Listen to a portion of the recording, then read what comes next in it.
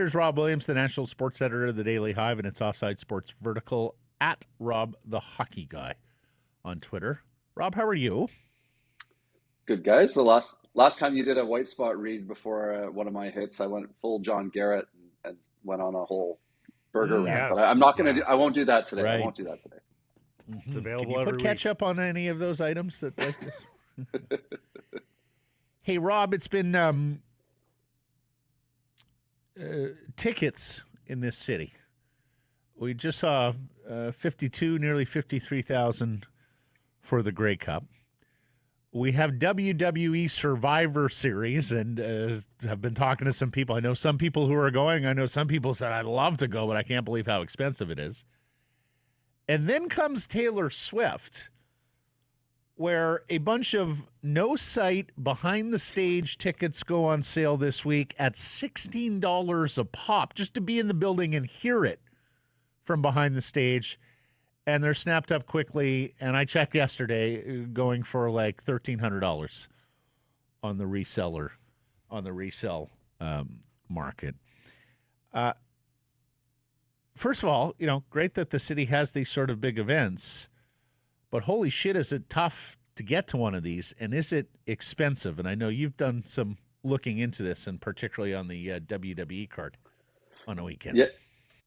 Yeah, I think it's interesting to note the WWE Survivor Series, which is the biggest WWE event ever to come to Vancouver by a lot. Like this is that we've never had one of their marquee pay-per-view shows in Vancouver. It's at Rogers Arena on Saturday. It's not sold out. If you look at Ticketmaster, there's quite a few empty seats actually, and some prominent ones like ringside, like lower bowl. There's some in the upper bowl. There's kind of scattered around everywhere.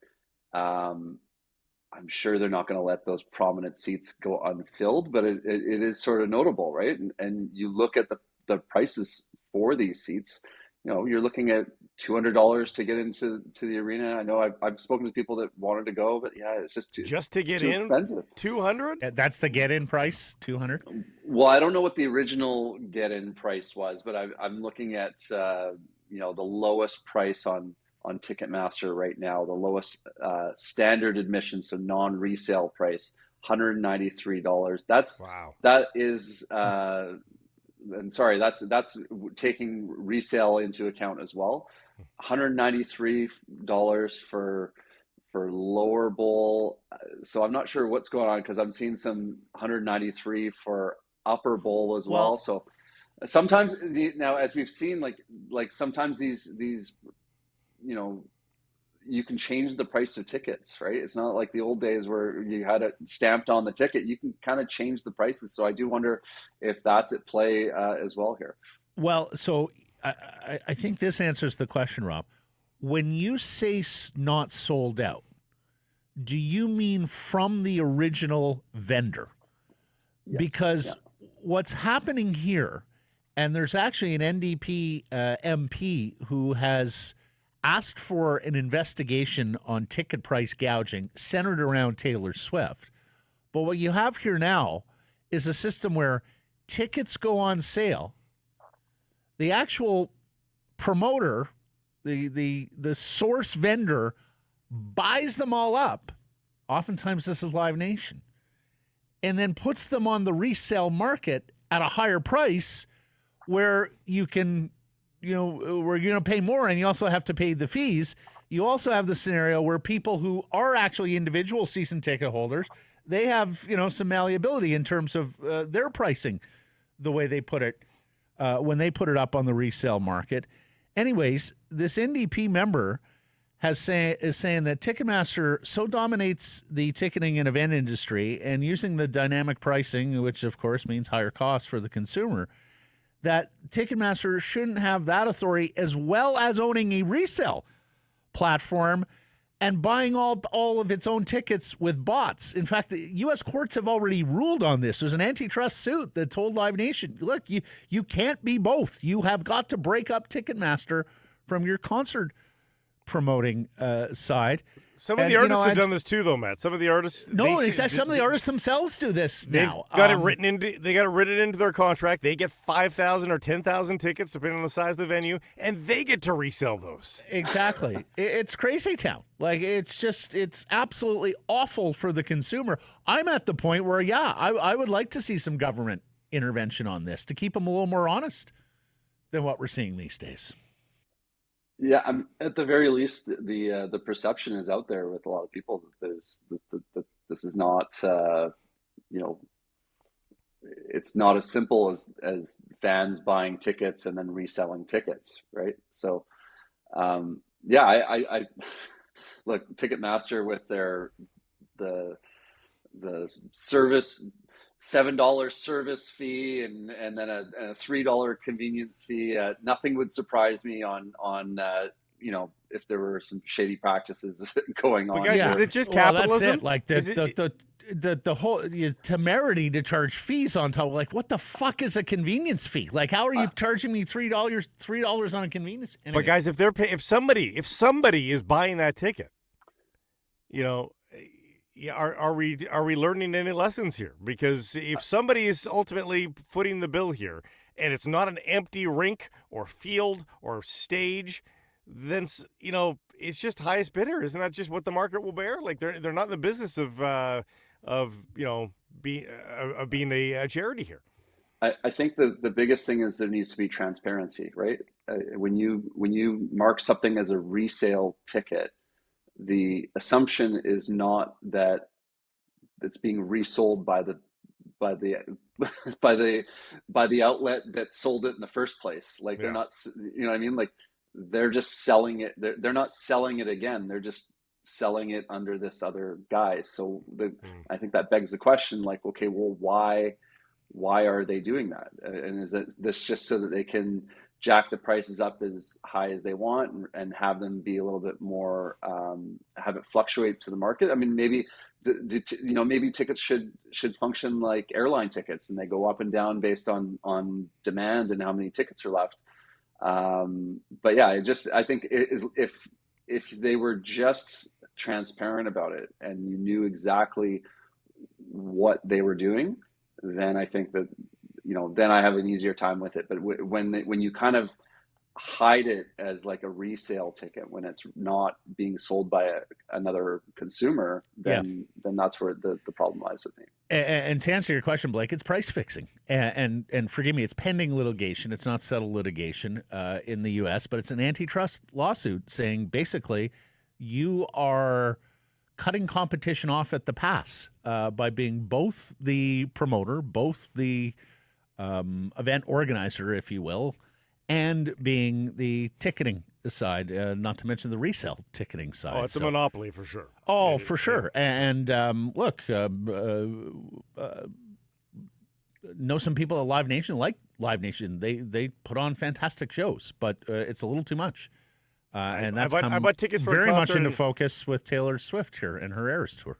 I bought tickets for a smaller band in March on Admit One. Was the ticket $50? This is quaint. $50. Doesn't that sound like eminently accessible? No fees. No fees. $50. That's well. I mean, I've got this. This is like one of my soapboxes. Is it should be legal to add a fee onto something that's not optional, right? Like it's just the price then, right? Like this goes for like food delivery and anything, right? It's like a $5 service fee. Like that's not a thing. That's just the price. Yeah. That's made up. The service is you fraud, selling me the actually. tickets. Yeah. That is fraud. You were making something up and charging me for it. It is not real. It is simply a way to further gouge. Anyways, I mean, I think there are going to be a lot of disappointed people next week who can't get into the Taylor Swift concert and are looking at prices in the thousands. And we'll see. You know what? It would look really good on WWE and Survivor Series if you're booking your biggest card in Vancouver ever and you've got empty seats because of the way that you price them and the way this crazy, asinine resale market happens before us. How do you feel about these Road Warrior Canucks, Rob? Like, they should just play every game on the road, no?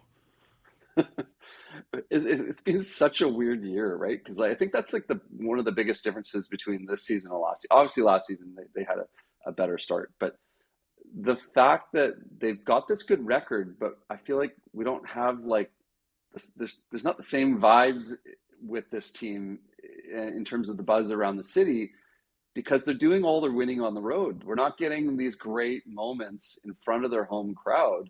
They've been so poor at home and so unbelievably good on the road. And say they weren't very good in Boston, I didn't think, but they come out with a win. Like they just somehow find a way to string together wins on the road. Yeah, it's been really bizarre. I can't remember the last time that they had a season where they were, so much better on the road than at home. Yeah, and they've had some good road records in the past, but nothing like this. Usually with a good home record. Well, that's it. And nothing juxtaposed against a poor home record.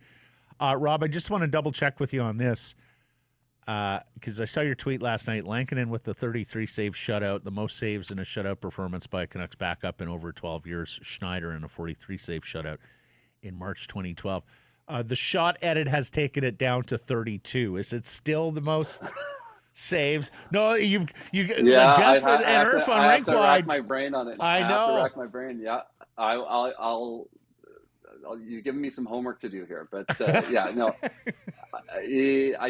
I believe it still would be, yes. Okay, I'd all right. have to double check. Yeah, I was just double checking because I know last year doing some Rinkwides with Jeff and Irf, like you'd sit there through two periods and go, oh, they got 14 shots on goal, and then the third period puck would drop and they'd be like, oh, they got 16 shots on goal. What happened there? Shot edit between periods changes the numbers. Usually it goes the other way. Usually it's yeah. shots coming down. Yeah, well, sorry. Out. Yeah, you're quite right.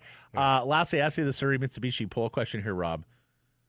Are wins in Boston still a little bit sweeter than your garden variety regular season wins? Guys, the 2011 really stuck with me for a long time, and for every time they played Boston after that, it absolutely meant a lot. I remember just people on Twitter just saying, let it go, whatever. And I was like, let it go. Like, how can you let it go? Like, that was that's the moment that was supposed to be their moment. And they got it stolen from them by the Boston Bruins. So of course it meant a lot. Marchand's just not quite the pest he was. So many players have changed teams.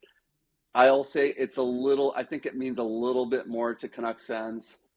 Is it a lot more? I don't think so. I think it's not that whole rivalry is starting to fade. I think you still, as a Canucks fan, you still want bad things to happen to the Boston Bruins, but not like before.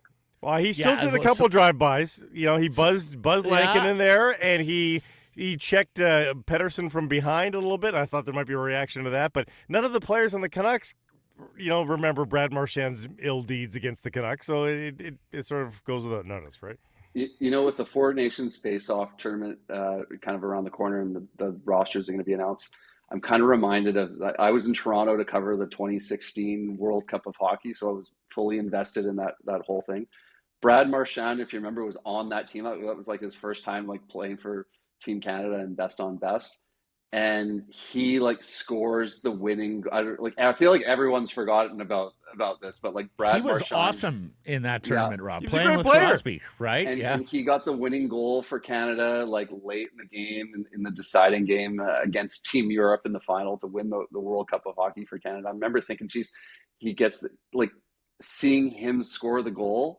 It took something away from that Canada win. You know what I mean? At that time, because it was still kind of fresh. So it's not that anymore, right? That is definitely faded quite a bit. But I do remember in 2016, it was come on, Marchand gets the goal. Come on. So long as Marchand is still there, Canucks fans will still enjoy those wins a little bit more. And last night had the added gravy on top of O'Rourke being one of the officials. He was the official in Game 3 for the. Well, also, it was a shutout. They were booed off the ice, all that Yes, stuff. booed by the home team. Hey, and we'll always have Cody Hodson bar down in Game 8, baby. Rob, thank you for this. You have a wonderful week. Enjoy the wrestling. And we'll catch up next Thursday. Thanks, guys.